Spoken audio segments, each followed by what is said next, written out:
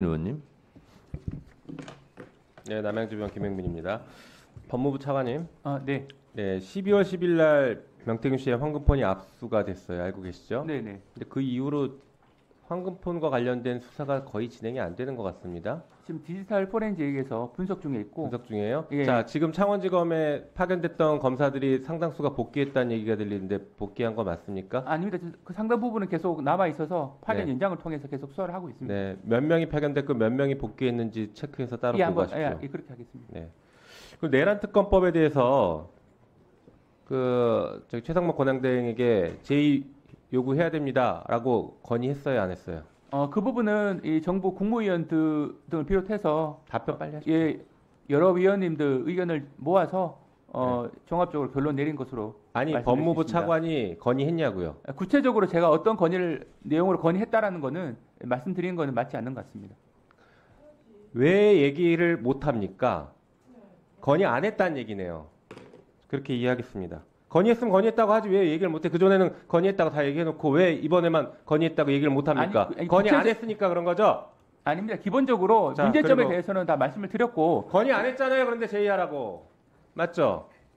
아닙니다. 그렇진 않고. 그럼 건의했습니까? 문제점에 대해서는 제의 지적을 요구 했습니다. 하셔야 됩니다라고 건의했어요. 그러면? 문제점에 대한 지적을 했고 제의 요구 결정 자체는 제가 결정 네. 단독으로 할 수 있는 건 아니기 때문에 네. 여러 PPT 의사를 모아서 보여주시죠. 한 것으로.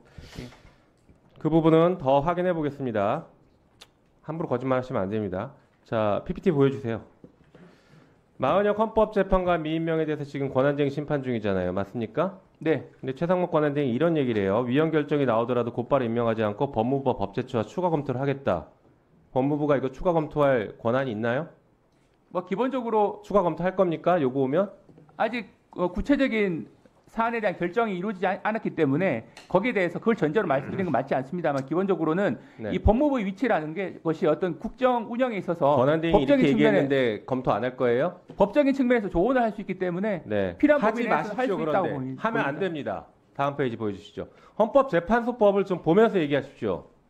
헌법재판소법에 뭐라고 돼 있어요? 권한쟁의 관련해서 헌법재판소가 66조 2항입니다. 헌법재판소가 부작위에 대한 심판 청구를 인용하는 결정을 한 때에는 피청구인은 결정 취지에 따른 처분을 하여야 한다. 법무부한테 물어봐서 한다가 아닙니다. 법제처에 물어봐도 안 되고 해야 됩니다. 이게 안 읽혀요? 해석이 안 됩니까? 그 다음 뭡니까? 67조 결정의 효력. 헌법재판소의 권한쟁의 심판 결정 모든 국가기관 지방자치단체를 기속한다. 법무부도 기속되죠? 네, 그렇습니다. 예. 예. 조언하지 마시고 바로 임명해야 됩니다. 다만 여기서 말씀하신 조언이라고 하는 것은 일부러 결정이 넣으시면 어떤 내용의 마음에 결정이 이루어지 알 수 없기 때문에 여기에 대해서 지금 말장난하지 마시고요. 헌재에서 인용했으면 바로 곧바로 임명해야 된다고요.